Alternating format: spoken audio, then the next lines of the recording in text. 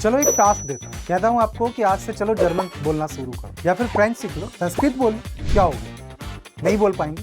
बोल पाएंगे ना? बिल्कुल बोल पाएंगे।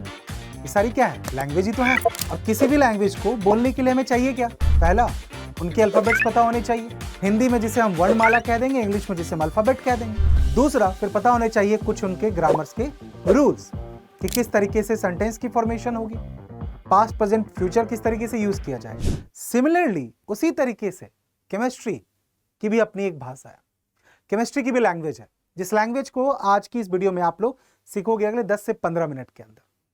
देखो, जब आप केमिस्ट्री पढ़ने निकले हो ना, किसी भी सब्जेक्ट को जब पढ़ने निकले तो सबसे पहले उसकी ओरिजिन कि किस तरीके से वो सब्जेक्ट बना वो जानना जरूरी है। जैसे हमें किसी भाषा को सीखने के लिए उनके अल्फाबेट्स को जानना जरूरी है। चलो एक एक करके मैं सारे पॉइंटर्स बताता हूं आपको।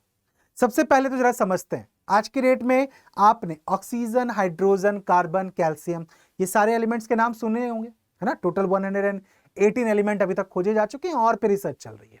खैर वो बात की बात है जो चल के आप हायर क्लास में सीखोगे।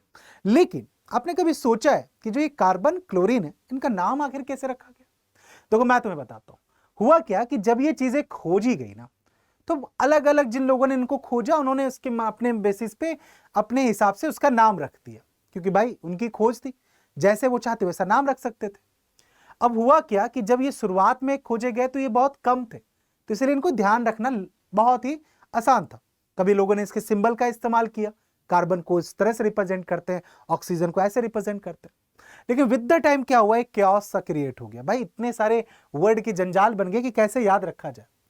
तो फिर आया कि चलो इनको एक ऑर्डर में रखा जाए, और ऑर्डर में रखने का मतलब कि इनका सिंबल जनरेट किया जाए। एक एलिमेंट एक सिंबल, समझिएगा जरा इस बात को ध्यान से। एक एलिमेंट और एग्जैक्टली उसका एक यूनिवर्सल रिप्रेजेंटेशन। लेकिन फिर इसमें भी प्रॉब्लम आई। प्रॉब्लम क्या आई? देखो प्रॉब्लम ये आई कि पहले ना एलिमेंट्स को हम सिंबल के फॉर्म में दिखा रहे थे। अब सिंबल यानी कि पिक्चर है, आप पिक्चर को भी कितना ध्यान रख सकते हो, तो इसलिए कहा कि नहीं, वही जब तक लिमिटेड अमाउंट में था तब तक वेल एंड गुड, लेकिन जैसे जैसे एलिमेंट के नंबर बढ़ने लग गए तो फिर उन चीजों को ध्यान रखना मुश्किल हो गया। तो फिर आया रूल बुक आया, जिस रूल बुक को डिजाइन किया IUPAC ने। जिनको नहीं पता, IUPAC is basically international union of pure and applied chemistry, यानी ये एक इंटरनेशनल ऑर्गेनाइजेशन है केमिस्ट्री की फील्ड की, कि कल को मान लो मुझे केमिस्ट्री की फील्ड में कुछ भी नया रिसर्च करना है, कुछ भी नया मैं ढूंढ के लाता हूं, उसको अप्रूव्ड कौन करेगा कि जो रिसर्च वगैरह मैंने करी है वो ऑथेंटिकेट है? ये ऑर्गेनाइजेशन करती है। इस ऑर्गेनाइजेशन का काम है कि केमिस्ट्री की फील्ड की सारी चीजों को अप्रूवल देना, क्रॉस चेक करना, ठीक है, जो पेटेंट वगैरह है सब कुछ यहीं से होता है। तो IPSC का रूल है। रूल क्या है कि भाई देखो ऐसा है कि किसी भी कंपाउंड का जब नाम लिखना है ना, एलिमेंट का सॉरी नाम लिखना है, उस एलिमेंट के नाम का पहला अल्फाबेट आप यूज कर लो कैपिटल में। जैसे कार्बन का बन गया C, बहुत बढ़िया। प्रॉब्लम फिर क्या आई कि और भी तो ऐसे एलिमेंट हैं जिनका नाम C से स्टार्ट होगा, जैसे कैल्शियम, क्लोरीन, कोबाल्ट। उस केस में क्या करो? बोला फिर एक काम करो, पहले के बाद दूसरा अल्फाबेट भी यूज कर लो उनके नाम का। जैसे क्लोरीन है तो Cl आपने यूज कर लिया, कोबाल्ट है तो आपने C भी यूज कर लिया, है ना। कैल्शियम के लिए Ca, कॉपर के लिए Cu, आपने 2 अल्फाबेट यूज कर लिए। बट ध्यान दे रखना है कि पहला अल्फाबेट कैपिटल होगा और दूसरा अल्फाबेट स्मॉल होगा। जैसे आयरन जिसको हम फेरस कहते हैं, उसका सिंबल Fe है। F आपका कैपिटल है, E आपका स्मॉल है। ये ध्यान रखिएगा आगे चल के, जैसे जैसे आप 9, 10, 11, 12 में जाओगे, चीजों को सिंबलाइज करने के लिए आप एक्यूरेट इन सिंबल का इस्तेमाल करोगे। अगर आपने दोनों को स्मॉल रख दिया तब भी गलत, दोनों कैपिटल रख दिया तब भी गलत, पहला स्मॉल दूसरा। तो आपको ध्यान रखना है ये आपका सीक्वेंस है जिसको आपको यूज करना है। अच्छा, कुछ और एलिमेंट ऐसे भी हैं जिनका नाम जो है ना इंग्लिश में तो कुछ और है, सिंबल उनका कंप्लीटली डिफरेंट है।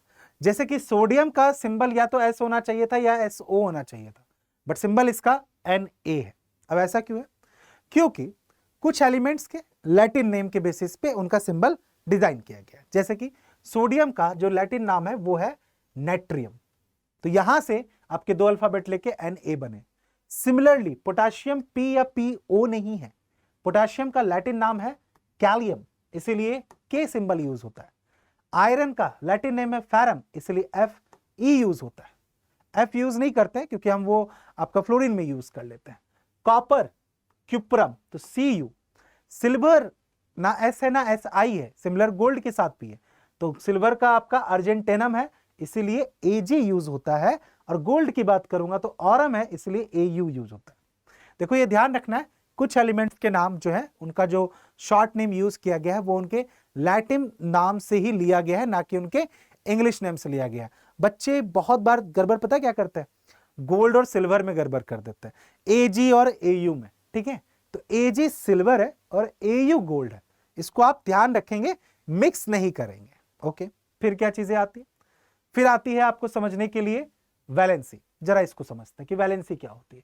ये बेटा बहुत इंपॉर्टेंट है बच्चों, क्योंकि इसके बिना केमिस्ट्री में ना कंपाउंड बनेंगे ना रिएक्शंस होती हुई दिखेंगे। देखो वैलेंसी क्या होती है, आप लोगों ने अगर एटम के स्ट्रक्चर्स को समझा हो तो बेसिकली एटम्स के अंदर इलेक्ट्रॉन्स होते हैं, प्रोटॉन होते हैं, न्यूट्रॉन होते हैं। जो एलिमेंट्स के एटम्स के अंदर के जो इलेक्ट्रॉन्स होते हैं वो आपस में दूसरे एलिमेंट के एटम्स के साथ एक्सचेंज करते हैं, जिससे कि वो खुद को स्टेबल बना सके। जैसे इन केस ऑफ कार्बन की बात करें तो कार्बन के पास ना 4 इलेक्ट्रॉन होते हैं।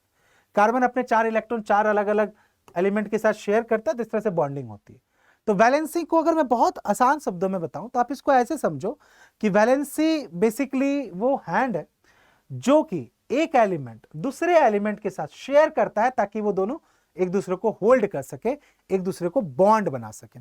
वैलेंसी इन डिटेल में आप आगे चल के समझो, अभी इसको आपको ऐसे ही समझना कि दो एलिमेंट के बीच में जो बॉन्डेशन होती है, यानी दो एलिमेंट एक दूसरे का जो साथ निभाते हैं और फिर वो साथ निभा के एक नया तरह का कंपाउंड बना लेते हैं, वो हमारी वैलेंसी कहलाती है। वो क्या कहलाती है, वैलेंसी। जैसे कि पूछा जाए कि कार्बन की वैलेंसी कितनी है, तो कार्बन की वैलेंसी 4 है। एग्जैक्टली जितने नंबर ऑफ इलेक्ट्रॉन्स कोई भी एलिमेंट एक्सचेंज करता है ना, एक्सचेंज का मतलब कुछ एलिमेंट डोनेट करते हैं, कुछ एलिमेंट गेन करते हैं, वो उनकी वैलेंसी कहलाती है। जैसे ऑक्सीजन की अगर मैं बात करूं तो ऑक्सीजन आपका ना 2 इलेक्ट्रॉन किसी से बोरो कर लेता है, तो इसलिए ऑक्सीजन की वैलेंसी 2 हो जाती है। नाइट्रोजन की अगर मैं बात करूं तो नाइट्रोजन की वैलेंसी 3 हो जाती है। आपको समझ में आ रहा होगा क्यों, क्योंकि नाइट्रोजन 3 एलिमेंट किसी से बोरो करता है, डोनेट करेगा तब भी वही है। तो यहां पे भी मैं आऊंगा उसके बारे में जब हम आगे चल के बात करेंगे हायर क्लास में। अभी आपकी language of chemistry class 9th में भी आएगी चैप्टर, तो उस चैप्टर में ना अगर आपको जल्दी सीखना हो तो हमारे 9th-10th वाले चैनल पे जा सकते हो, वहां पे वैलेंसी को फिर हमने और डिटेल में देखा है। अच्छा, अब जरा इस वैलेंसी को जरा एक्शन में देखते हैं। जरा देखो यहाँ पे 3 तरह के कंपाउंड है, हाइड्रोजन क्लोराइड, ये एक एसिड है, ये पानी है, हम और आप जो पी रहे हैं H2O, ये हमारा मीथेन है CH4। अलग अलग जगहों पे अलग अलग वैलेंसी। यहाँ क्या है, यहाँ आप नोटिस कीजिए क्लोरीन और हाइड्रोजन के बीच में सिर्फ एक बॉन्ड है, यानी इन्होंने एक हैंड शेयर किया, मतलब देयर इज वैलेंसी 1, एक क्लोरीन की एक हाइड्रोजन की। अगर मैं यहां बात करूं H2O जो पानी है, यहां आप नोटिस कीजिए एक ऑक्सीजन है और आपका 2 हाइड्रोजन है। वैलेंसी की अगर मैं बात करूं तो वैलेंसी यहां पे 2, आपको मैंने पहले ही बताया ऑक्सीजन के पास वैलेंसी 2 होती है, तो एक इस हाइड्रोजन के साथ एक इस हाइड्रोजन के साथ। कार्बन और उधर हाइड्रोजन की बात करूं, कार्बन की वैलेंसी 4 होती है। इसे कार्बन ने क्या किए, 4 हाथ शेयर कर दिए, भाई चारों के चारों हाथ हाइड्रोजन को चले गए, हाइड्रोजन की वैलेंसी 1 होती है, तो यहां वैलेंसी 4 है। वैलेंसी आपकी 1, 2, 3, 4 के रेंज में वैरी करते रहती है, ये चीज आपको ध्यान रखनी है। और देखो वैलेंसी को ध्यान रखना इसलिए जरूरी है क्योंकि अभी आगे चल के जब आप फॉर्मूला पे आओगे ना, जैसे कि वाटर का फॉर्मूला H2O क्यों है, कार्बन डाइऑक्साइड CO2 क्यों है, वहां पे आपका वैलेंसी जो है ना बहुत इंपॉर्टेंट रोल प्ले करता है। Now there are some exception as well. अब तुम लोग 8th क्लास में आ गए हो, 6th 7th में तुम लोगों ने केमिस्ट्री पढ़ ली। केमिस्ट्री में एक चीज तुम लोग को अच्छे तरह से पता चल गई होगी, केमिस्ट्री बिना एक्सेप्शन के एग्जिस्ट नहीं करती है। बहुत सारे एक्सेप्शन होते हैं केमिस्ट्री के अंदर, तो आदत डाल लो कि हर चैप्टर के अंदर, हर टॉपिक के अंदर कुछ ना कुछ एक्सेप्शन आप पढ़ोगे। जैसे कि एक एक्सेप्शन यहाँ पे है आपका वैलेंसी को लेके कि जीरो वैलेंसी होती है, क्या होती है। जीरो वैलेंसी का मतलब कि ऐसे एलिमेंट जैसे कि आपको हीलियम, आर्गन, नियॉन, तो इस तरह के जो एलिमेंट है ना, इनको हम नोबल गैस एलिमेंट कहते हैं। ये एलिमेंट क्या है ना, किसी और एलिमेंट के साथ इलेक्ट्रॉन एक्सचेंज नहीं करते। क्यों नहीं करते, क्योंकि ये बहुत स्टेबल होते हैं, इनको जरूरत नहीं एक्सचेंज करने की, तो दे आर वेरी शांत, और ये शांत होते हैं इसीलिए भाई साहब एक्सचेंज करते नहीं है। और जब ये एक्सचेंज नहीं करते हैं, they become noble gas, idol gas, तो इनकी वैलेंसी 0 हो जाती है। आप जब कुछ एक्सचेंज ही नहीं करोगे तो आपके पास वैलेंसी कैसे, तो आपकी वैलेंसी क्या हो गई, 0 हो गई, परफेक्टली स्टेबल हो गई। ये ना तो लूज करते हैं, ना ही गेन करते हैं, और ना ही शेयर करते हैं, ये इंडिपेंडेंटली एग्जिस्ट करते हैं। तो हीलियम और आर्गन आप देखोगे किसी और के साथ मिक्स नहीं होते। अच्छा, दूसरा आपका वेरिएबल वैलेंसी है। आयरन जैसा एलिमेंट ऐसा है जो कि ना डिफरेंट तरह की वैलेंसी दिखाता है, कभी वो 2 वैलेंसी दिखाएगा, कभी वो 3 वैलेंसी दिखाता है, यानी कभी वो किसी के साथ 2 इलेक्ट्रॉन शेयर कर रहा होगा, कभी वो किसी के साथ 3 इलेक्ट्रॉन एक्सचेंज करता हुआ दिखेगा। तो कुछ एलिमेंट ऐसे होते हैं जिनकी वैलेंसी आपको वेरिएबल भी होती है, तो उसके हिसाब से उनका नाम भी चेंज होता है। अब यहां मैं आपको बहुत इंटरेस्टिंग चीज बताने वाला हूं, इस पॉइंट को जरा ध्यान से समझना, क्योंकि आगे चल के बच्चे ना इस चीज में बहुत गड़बड़ी करते हैं। तुम लोग अभी सीख रहे हो। देखो जैसे आयरन है, अब आयरन की 2 वैलेंसी है, एक वैलेंसी 2 है और एक वैलेंसी 3 है, तो उसके हिसाब से आयरन के आगे सफिक्स यूज होगा। जैसे 2 वैलेंसी है तो सफिक्स यूज होगा OUS, और 3 वैलेंसी है तो सफिक्स यूज होगा IC, इक बोलते हैं। तो फेरस उसका नाम है, ये बन जाएगा फेरस और ये बन जाएगा फेरिक। ये ध्यान रखिएगा, 2 वैलेंसी वाला फेरस है और 3 वैलेंसी वाला फेरिक है। ये बच्चे ना बहुत कंफ्यूज करते हैं। अच्छा, इसको याद रखने का एक ट्रिक भी है। आप इसको ऐसे ध्यान रखो कि जो O है, ठीक है, ध्यान से, जो O है वो I से क्या हुआ आपका पहले आता है, लोअर अल्फाबेट है, I से पहले आता है, तो इसलिए जो OS है वो आपका 2 वैलेंसी वाला है और जो इक है वो आपके 3 वैलेंसी वाला। देखो ये सब जुगाड़ होता है चीजों को ध्यान रखने का। अच्छा, उसके बाद बात करते हैं हम रेडिकल्स और आयन की। ऐसे बहुत से एलिमेंट आपको देखने को मिलेंगे, जैसे आप ऑक्सीजन को ना ऐसे दिखोगे लिखा हुआ, ठीक है, क्लोरीन को इस तरीके से देखोगे। अभी आपने आयरन को ही अगर नोटिस किया हो तो आयरन के ऊपर 2+, 3+, ये इस तरीके से लिखा हुआ होता है, Fe2+ या फिर Fe3+। ये कहलाते हैं रेडिकल्स, ये कहलाते हैं आयंस। आयंस का मतलब क्या होता है, जब एलिमेंट अपने इलेक्ट्रॉन एक्सचेंज करता है। अब या तो एलिमेंट ना इलेक्ट्रॉन किसी को डोनेट कर रहा होगा या किसी से इलेक्ट्रॉन बोरो करेगा, तो वो आयंस बनाएगा। जब वो इलेक्ट्रॉन लूज करता है तब वो बनाता है कैटायन। क्या बनाता है तब वो फॉर्म करता है आपका कैटायंस। जैसे कि आप इस वाले केस में देखिए, सोडियम वाले केस में अगर आप ध्यान से देखोगे तो, ठीक है, सोडियम वाले केस में सोडियम एक इलेक्ट्रॉन लूज करता है, इसीलिए सोडियम के ऊपर चार्ज आपको दिखेगा Na+, ठीक है, Na+ आपको दिखेगा सोडियम के ऊपर चार्ज। ओके, देन फिर अगर मैं क्लोरीन की बात करूं तो क्लोरीन एक इलेक्ट्रॉन बोरो करता है, तो इसीलिए इसके ऊपर एक नेगेटिव चार्ज दिखेगा। ये आपका कैटायन है, ये आपका एनायन है।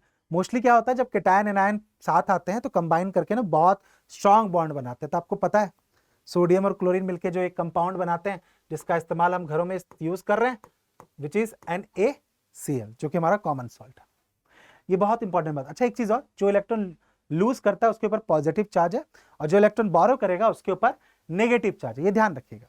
और एक चीज डाल लीजिए यहाँ पे, जो कैटायंस होते हैं यानी जो इलेक्ट्रॉन लूज करते हैं वो मोस्टली मेटल्स होते हैं, जैसे सोडियम है यहाँ पे, इनकी आदत होती है इलेक्ट्रॉन डोनेट करने की। और वही दूसरी तरफ जो इलेक्ट्रॉन बोरो करते हैं वो हमारे नॉन मेटल होता है। अच्छा, जो मेटल होता है हमारा उसका नेचर बेसिक होता है, they are basic in nature, लेकिन वही जो हमारे नॉन मेटल हैं वो they are acidic in nature, वो आपके एसिडिक इन नेचर होते हैं। तो ये चीज आपको ध्यान देने वाली बात है। नाउ अब एक और चीज देखते हैं कि जो हमारे रेडिकल्स होते हैं उनके लिए भी हम सफिक्स यूज करते हैं।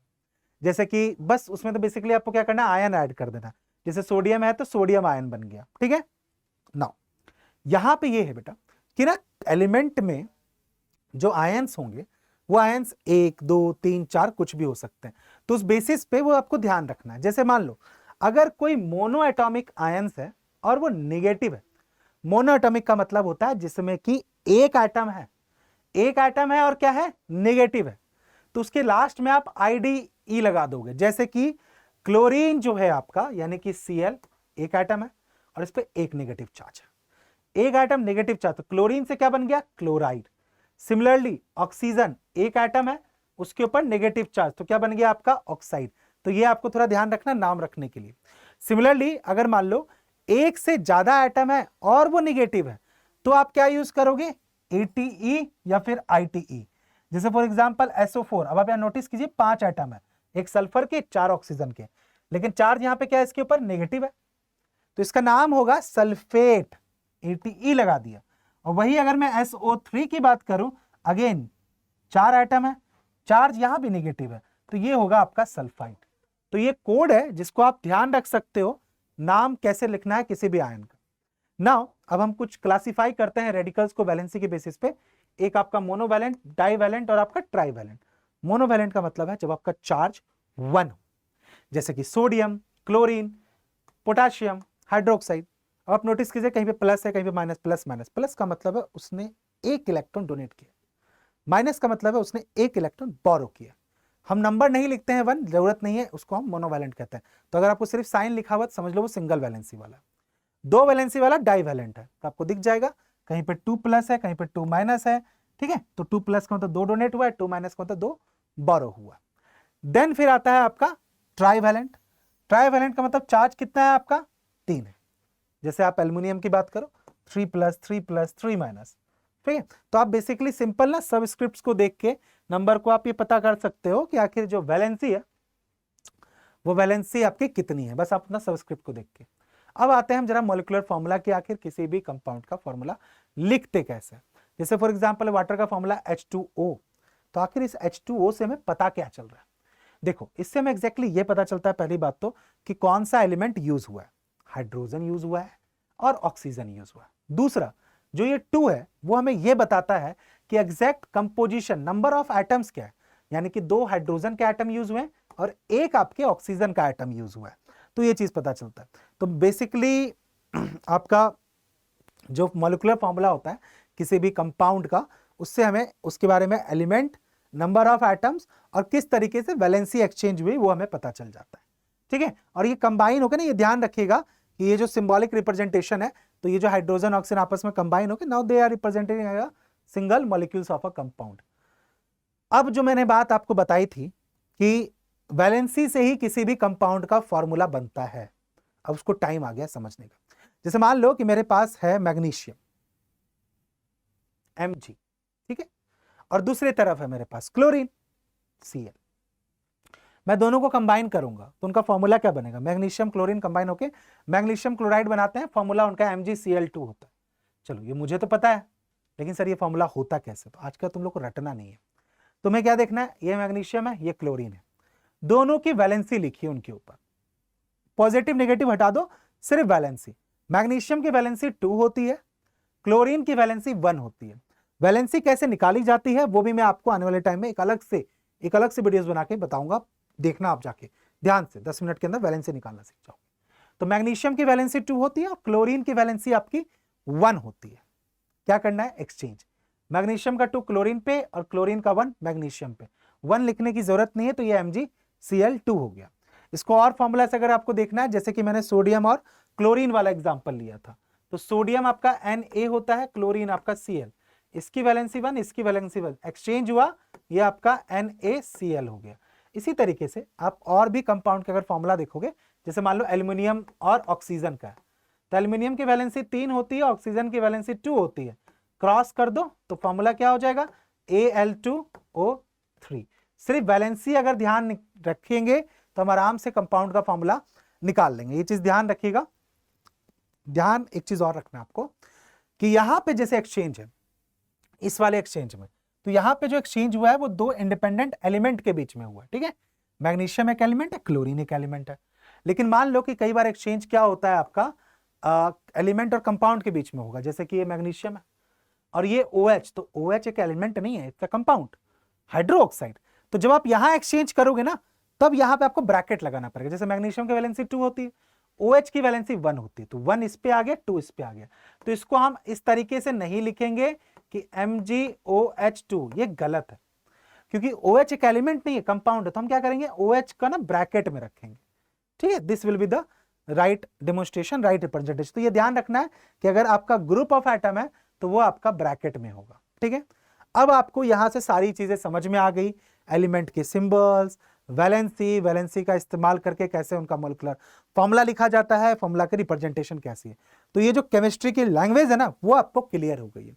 अब लेकिन इसमें मान लो मैंने क्या बोला आपको, जैसे वैलेंसी निकालने का तरीका क्या है, फिर ये वैलेंसी ध्यान रखते हैं क्या, नहीं, इसकी कैलकुलेशन, और जब वैलेंसी आप कैलकुलेट कर लोगे तो आपको कैटायन एनायन पता चल जाएगा, आप फॉर्मूला बता सकते हो। उसके ऊपर मैं अलग से वीडियो बना दूंगा। ये हमारे इस चैनल की पहली वीडियो है, पहला चैप्टर लैंग्वेज ऑफ केमिस्ट्री मैंने अपडेट किया, क्योंकि सबसे इंपॉर्टेंट चैप्टर है। सेम चैप्टर 7th में भी करके आए थे, थोड़ा सा आपने और एक्स्ट्रा सीख लिया। 9th में जाओगे फिर से एक चैप्टर आएगा लैंग्वेज ऑफ केमिस्ट्री का, वहां फिर आप एक और पार्ट आप सीखोगे। उम्मीद करता हूं तुमको ये चैप्टर अच्छे तरीके से समझ में आ गया होगा, तुम वीडियो के इस पार्ट तक पहुंचो। तो नाउ मैं अपने आप को इंट्रोड्यूस कर दूं, my name is Kumar Shanu and I will teach you chemistry on this particular channel. अब तुम्हें कुछ भी दिक्कत आती हो केमिस्ट्री के रिगार्डिंग ना, तो तुम बस सिर्फ कमेंट करके बता देना। और हाँ, ये वाली PDF तुम्हें फ्री में मिल जाएगी। कमेंट सेक्शन में जाओ, PDF का लिंक पिन किया हुआ है, वहां से आप डाउनलोड कर सकते हैं। मिलता हूं बच्चों आप लोगों से नेक्स्ट वीडियो में, जिसमें हम वैलेंसी सीखेंगे।